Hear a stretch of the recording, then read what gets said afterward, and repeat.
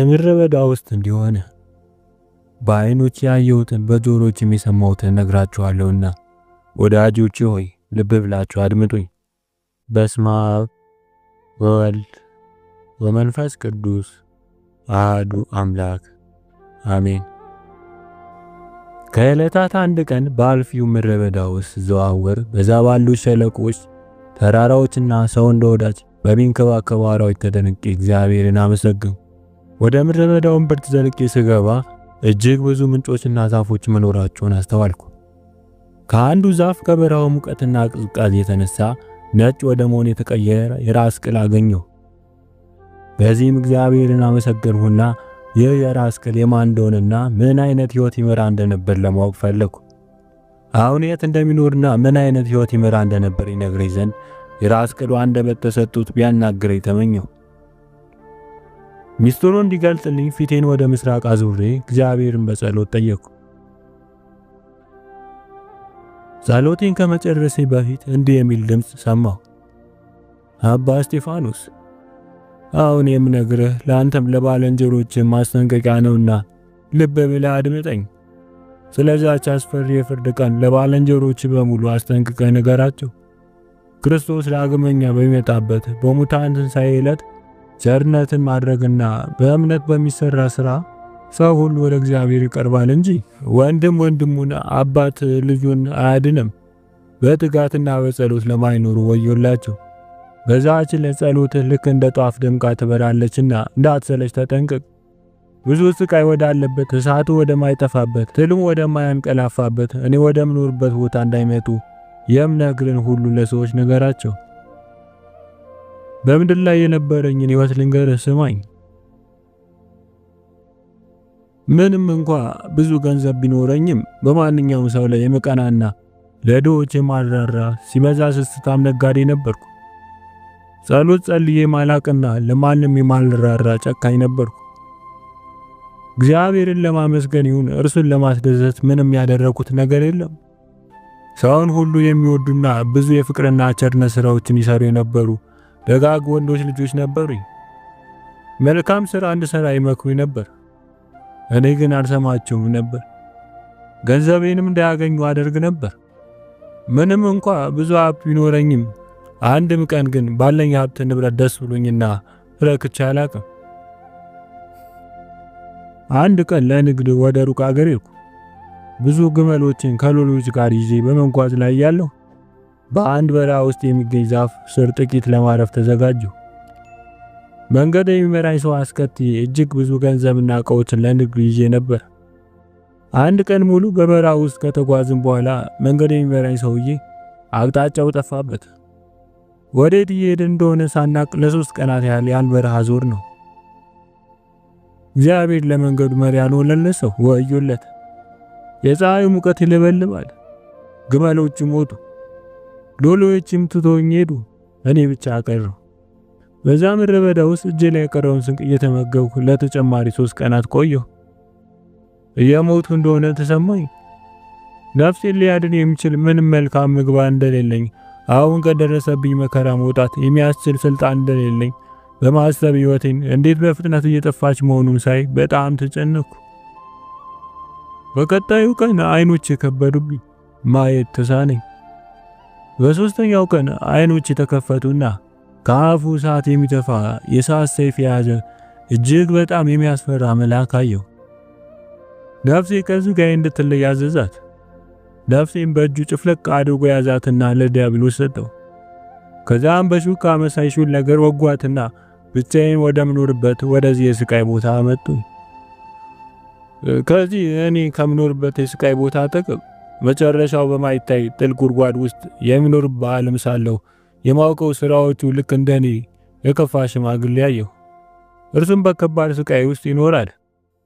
በምን ምክንያት ወደዚህ ቦታ እንደተጣለ ስጠይቀው በመጥፎ ስራዎቼ ምክንያት አለኝ። ከሰውየው ጋር እያወራው እያለ ድንገት ማንም በምድር ላይ የሚኖር ሰው ሰምቶት ሊቋቋሙ የማይችለው የመብረቅ ነጎድጓድ ሰማሁ። ድምፁም በዚህ ያለውን ስቃይ የሚያስፈጽመው መልአክ ድምፅ ነበር። እርሱም ጭብጥ አድርጎ ይዞ እስካሁኑ ሰዓት ድረስ ወደምገኝበት ወደ ጥልቁ ወረወረኝ። እኔ እስጢፋኖስም በገነት ያሉ ቅዱሳን ማየት ትችላላችሁ በማለት ጠየቁት።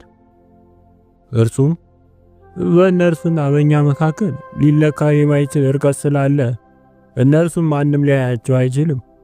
በዛች በመጨረሻዋ ሰዓት ገንዘብም ቢሆን ሀብትም ቢሆን ወይም ልጆቼ ሊያድኑኝ ለማይቻላቸው ለእኔ ወዮልኝ። ስለዚህም አባ እስጢፋኖስ ሆይ የነገርም ሁሉ አስታውስ። ለመጸለይ ወይም መልካም ለማድረግ አትዘገኝ። ቃሌንም ለሁሉም ሰው ንገር። እኔ ሁል ጊዜ ለወላጆቼ ማልታዘዝና ዓለማዊ ፍላጎቶች ወዳጅ ነበርኩ።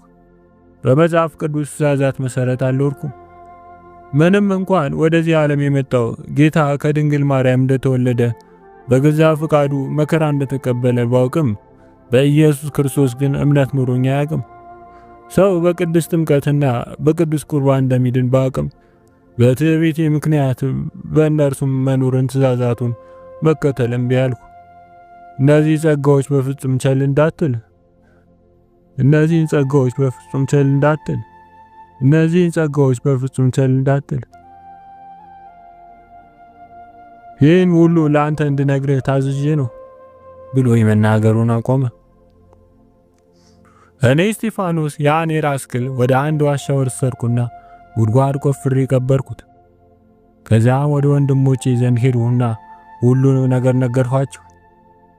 ሁላችንም ጸለይን።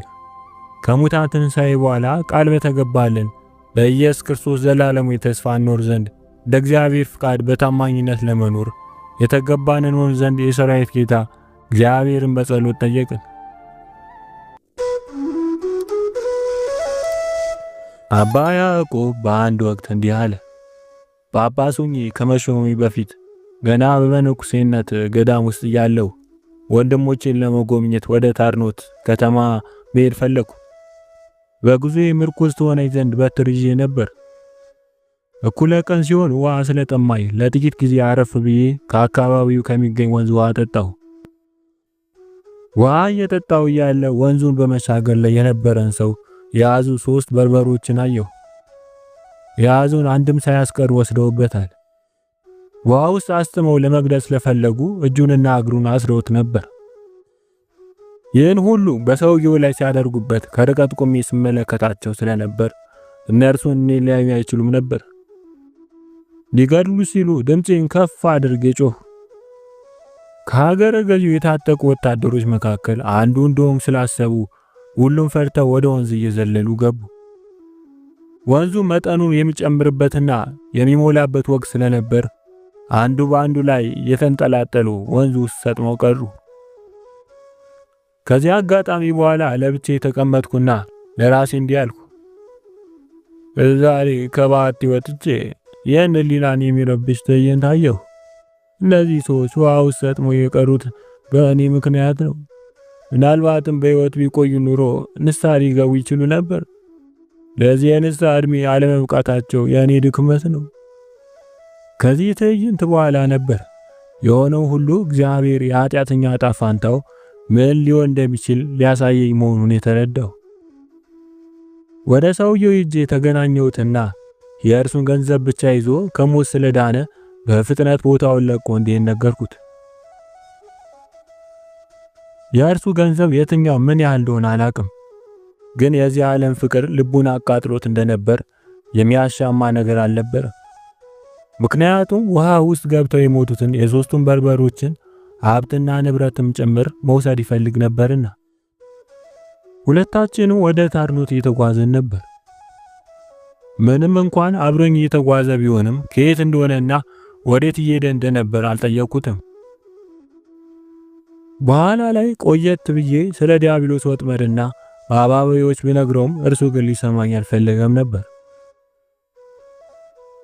ታርኖት ስንደርስ ከበርበሮች መካከል የአንዱ የነበረውን ሰይፍ አውጥቶ ሊሸጠው ወደ ገበያ ሄደ።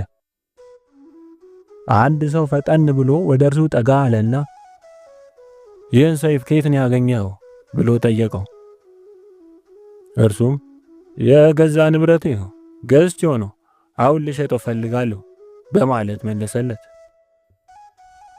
ሰውየው ግን ከበርበሮች እጅ ከሞት የተረፈውን ሰው ጨብጦ ይዞ ላለፉት 6 ቀናት መዳረሻ የጠፋብኝ የወንድሜ ሰይፍ ነውና ይህን ሰይፍ የሸጠልን ሰው ንገረኝ። ወንድሜ ምን እንደደረሰበት አላቅም። ወንድሜን ገድለው መሆን አለበት።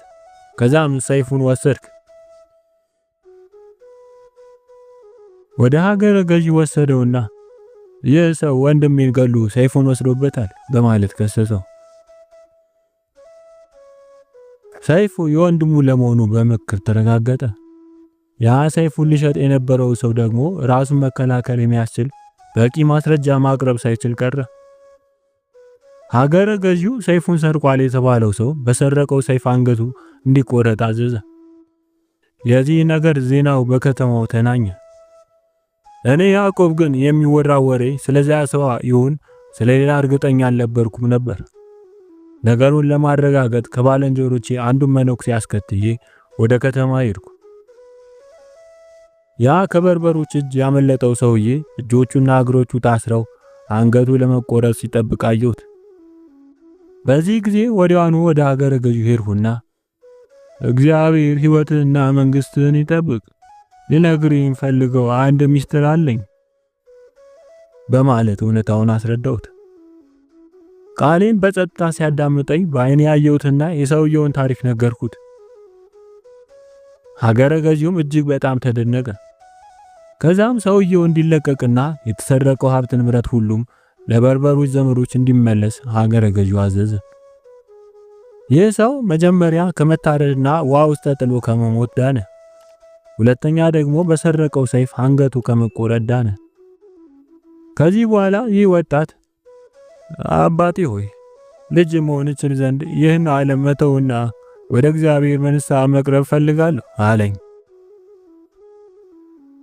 እኔም እንዲህ በማለት መለስኩለት፣ ልጄ የብቸኝነትን የገዳማዊ ሕይወትን ኑሮ ልትኖረው አትችልም። ትዕግስተኛ ሁሉንም ዓለማዊ ፍላጎቶች የካደና ጸሎትና ጾምን ዕለት ዕለት የሚለማመድ ካልሆነ በስተቀር ይህን አይነቱን ሕይወት መኖር የሚችል ማንም የለምና።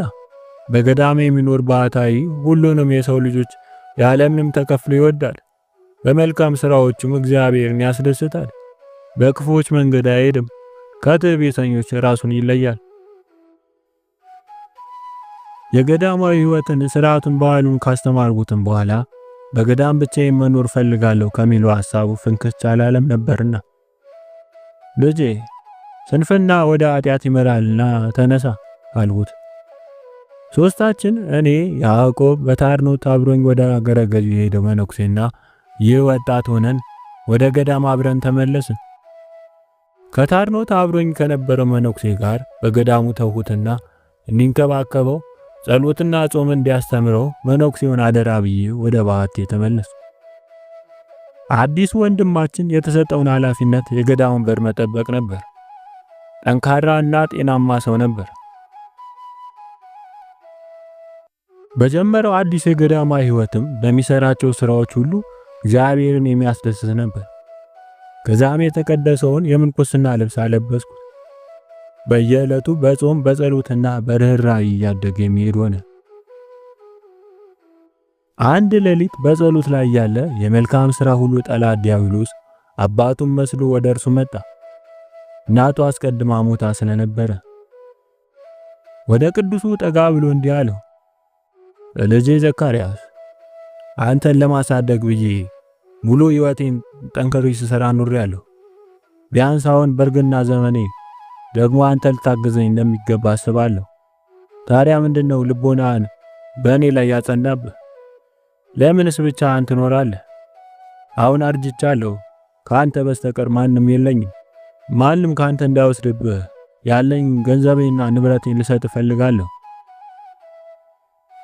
ዲያብሎስ በአስመሳይነቱ አታሎ ስለነበር ቅዱስ መልእክት እውነት ነው ብሎ አመነ። በነጋው ዘካርያስ ወደ እኔ መጣና እንዲህ ብሎ ጠየቀኝ፣ አባ ያዕቆብ አባቴን ለማየት ወደ ታርኖት መሄድ እፈልጋለሁ። ደህና መሆኑን ማወቅ እፈልጋለሁ። ከ3 ቀናት በኋላ እመለሳለሁ። ላለፉት 3 ዓመታት አይቼው ስለማላቅ ፍቀድልኝ። በጸሎት ላይ እያለሁ ወደ እኔ መጥቶ የምሞትበት ቀን ደርሷላ፣ ገንዘብን ሌላ ሰው እንዳይወርሰው ወደ እኔ መጥተህ ላንተ የተውሁልን ገንዘብ እንድትወስድ እፈልጋለሁ አለኝ። እኔ ደካማው ያዕቆብን ወዲያውን ይህ ራእይ በአዲስ የሕይወት አምልኮ ከቀናበት ከሰይጣን መሆኑን ተረዳሁ። ስለዚህም ወደ ታድኖት እንዳይሄድ መከርኩት። በዚያው ሌሊት ዲያብሎስ እንደገና መጥቶ ትላንትና የነገረውን ደገመለት። ቅዱሱም ወደ አባቱ ለመሄድ ዳግመኛ ፍቃድ ጠየቀኝ። ነገር ግን እኔ እምቢ ባልኩት ጊዜ ራስ ወዳድ እንደሆንኩበት አድርጎ አሰበ። ስለሆነም ከእኔ ፍቃድ ውጪ በራሱ መንገድ ከገዳሙ ወደ አባቱ ሄደ። አባቱ ከሚኖርበት ከተማ በደረሰ ጊዜ አባቱን ሰላም ሲለው አባቱም ልጄ ገዳምንና ንጹሕን የብሩትና ሕይወትን ትተህ ለምን መጣ አለው። ቅዱሱም ከገዳም አስወጥተህ ያመጣኝ አንተ ነህ በማለት መለሰለት። በጸሎት ላይ ስላያቸው ሁለቱ ራእዮች ነገረው። አባቱ ግን ላለፈው 1 ዓመት ከዚህ ቤት ወጥቼ አላቅም። ስለምታወራው ነገር ምንም የማውቀው ነገር የለም። የትኛዋ ገዳም እንደምትኖር እንኳን አላቅም። ቅዱሱም ወዲያውኑ ወደ እርሱ መጥቶ የነበረውና ከገዳም እንዲወጣ ሲያበረታታው የነበረው ዲያብሎስ መሆኑን ተረዳ። ወደ ባቱ ከተመለሰ በኋላ በሰይጣን ማታለያ ይሳብ ዘንድ በመፍቀዱ በሩን ዘግቶ መራን ለቅሶ አለቀሰ። ልቦናው ከሁሉም ክፉ ሐሳቦች ጸድቶ ንጹሕ እስኪሆን ድረስ ለብዙ ቀናት አለቀሰ። የሆሳዕና ዕለት ከጸሎት በኋላ ወደ እኔ መጣና አባ ያዕቆብ ልሰናበት ነው የመጣው። በኢየሩሳሌም በቅዱሳን ማደሪያ ለመጸለይ ሄዳለሁና እንድትጸልይልኝ እለምንሃለሁ። በእግዚአብሔር ፍቃድ ቶሎ መለሳለሁ። እኔም ልጄ ለትንሣኤ 5 ቀናት ብቻ ናቸው የቀሩ። ስለዚህ በዚህ አጭር ጊዜ ውስጥ ይህን ለማድረግ የምችልበት ምንም መንገድ የለም። እርሱ ግን ምክሬን እምቢ አለ። ሐሳቡን ተቀብዬ ከጸለይም በኋላ ከውጭ እርሱን የሚጠብቁ 3 ሰዎችን አየሁ። ያስኩትና ልጄ እነዛ ሰዎች እነማን ናቸው ብዬ ጠየቅኩት። እርሱም ከታላቁ መቃርዮስ ገዳም የመጡ መነኮሳት ናቸው። አብረን ነው ወደ ኢየሩሳሌም የምንሄድ፣ ምክንያቱም እነርሱ መንገዱን ያውቁታል። ምግብም አልያዘም ነበር። ለሆዱም ምግብ፣ ለኪሱ ገንዘብ፣ ለእግሩም ጫማ አልነበረውም። ያለቀና የተቦጫጨቀ ልብስ ብቻ ለብሶ ነበር። ተሰናበትኩትና 4 ሆነው በአንድነት ሲሄዱ ተመለከትኳቸው። በመንገዳቸው ላይ ምን እንደተፈጠረ ወይም ይህ ወጣት መነኩሴ ምን እንደሆነ አላወኩም። ያለምንም ጥርጥር 3ቱ መነኮሳት ቅዱሳን ናቸው። ይህ ወንድም ግን እነርሱ ከደረሱበት የቅድስና ማዕረግ ግን አልደረሰም ነበር። ከትንሣኤ በዓል በኋላ እኔ ደካማውና ኃጢአተኛው ያዕቆብ ወደዚህ ወንድም ባት ስገባ 3 ትልልቅ ድራጎኖችን አገኘሁ። ሊያጠቁኝ ሲሞክሩ በፍጥነት ከባቱ ወጥቼ አመለጥኩ። 3 ጊዜ ደጋገመ ያዕቆብ ያዕቆብ ያዕቆብ እያለ የሚጮህ ድምፅ ሰማሁ። እነዚህ አውሬዎች ከዲያብሎስ እንደሆኑ አሰብኩ። ስለዚህም እግዚአብሔርን አከበርኩ፣ ቅዱሱ ስሙንም ባረኩ። በፊቴም ላይ በመስቀለኛ ምልክት አማተብኩ። ድራጎኖቹ በመሬት ላይ የተሳቡ ወደ እኔ መጡና በዚህ ባት ውስጥ የሚኖረው መነኩሴ የምንበላውና የምንጠጣውን ያመጣልን ነበር። አሁን ግን ከበላና ከጠጣን 7 ቀን ሆነን። አንተ የዚህ ገዳም አበምኔት ነህ። ታዲያ እንዴት ነው ስለኛ የማታውቅ? እንደዚህ ባሉኝ ጊዜ የእግዚአብሔር ፍቃድ ይሁን፣ ምግብና ውሃ ሁሉንም የሚያስፈልጋችሁን እሰጣችኋለሁ አልኳቸው። የሚበሉትንና የሚጠጡትን ውሃ ከሰጠኋቸው በኋላ ወደ ወንድም ዘካርያስ ባት እንዳይጠጉ ወንድሞችን አስጠነቀቅኳቸው። በ10ኛው ቀን ከአባ መቃርዮስ ገዳም የመጡ 3 መነኮሳት ተመለሱ። ወዲያውኑ ወደ እነርሱ ሄድኩ።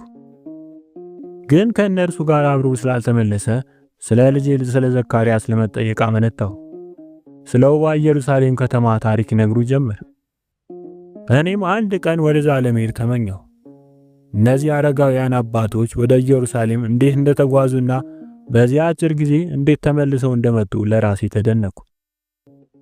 ከሦስቱ መነኮሳት ጋር ወደ ኢየሩሳሌም ለመሄድ ከወጣበት ቀን ጀምሮ ስለ ልጄ ዘካርያስ ምንም የሰማው ዜና አልነበረም። ቅስና እንደተሾምኩ እኔ ደካማውና ለዛ ታላቅ ክብር የማልገባ ያዕቆብ ጵጵስና ተሾምኩ። ጵጵስና በተሾምኩበት ዕለት ከቤተ ክርስቲያን ውስጥ ቆሜ እያለ መንፈሳዊ ልጄን ዘካርያስንና እነዛ ሦስቱ መነኮሳት አየኋቸው። ከእኔ በስተቀር ማንም አላያቸውም ነበር። በዚህ በጣም ተደነቅኩ። የጵጵስናው ሥርዓተ ሲመት ከተፈጸመ በኋላ ሰላምታ ላቀርብላቸው ከቤተ ክርስቲያኑ እየሮጥኩ ወጣሁ። ግን በጣም በሚያሳዝን ሁኔታ ላገኛቸው አልቻልኩም ነበር። ከዛም ለራሴ ለምን እንዲያደርኩ ለምን ወደ እነርሱ ሮጥኩ? ወጥተው እንዲሄዱ ያደረኳቸው እኔ ራሴ መሆን አለብኝ። ተመልሼ ወደ ቤተ መቅደሱ ስገባ ከፊት ለፊቴ ቆመው አገኘኋቸው። ቅዱስ ወንጌል ከተነበበ በኋላ ወደ ቅዱሳን ስዕላት ተጠግተው ጌታ ሆይ ይቅር በለን፣ ጌታ ሆይ ይቅር በለን፣ ጌታ ሆይ ይቅር በለን ሲሉ ሰማኋቸው። ቅዱስ ሥጋውና ክቡር ደሙን ከተቀበሉ በኋላ እኔ ከውስጥ ቆሜ እያየኋቸው ወዲያውኑ ወጥተው ሄዱ። በቤተ ክርስቲያኑ ውስጥ ከእኔ ጋር አብረውኝ ለነበሩት ቀሳውስት በፍጥነት ሄደው እነዚያን መነኮሳት እንዲይዟቸው ነገርኳቸው። ግን ሊያገኟቸው አልቻሉ። ከእነርሱ ጋር ለማውራት እድሉን ባለማግኘቴ ስቅስቅ ብዬ አለቀስኩ። አመሻሹ ላይ ወደ ባቴ ስመለስ 4 መነኮሳት ፊታቸው ወደ ምስራቅ አዙረው ሲጸልዩ ተመለከቱ። እንደ መነኮሳት ልማድ ለብሰው ነበርና እነማን ሊሆኑ እንደሚችሉ ያደነኩና የተመለከቱ ራቅ ብዬ ቆምኩ። መብራት ይዤ ወደ እነርሱ ሄድኩ። የያዝኩት መብራት ፊታቸው ላይ ሲያርፍ እነዚያ አባ መቃርዮስ ገዳም 3ቱ መነኮሳትና መንፈሳዊ ልጄ ዘካርያስ መሆናቸውን አወቅኩ። እጅግ በጣም ደስ ተሰኘሁ። ቶሎ ብዬ የሚበሉት ምግብ አመጣሁላቸው። ከተመገብን በኋላ ተሰናብተውኝ ሄዱ።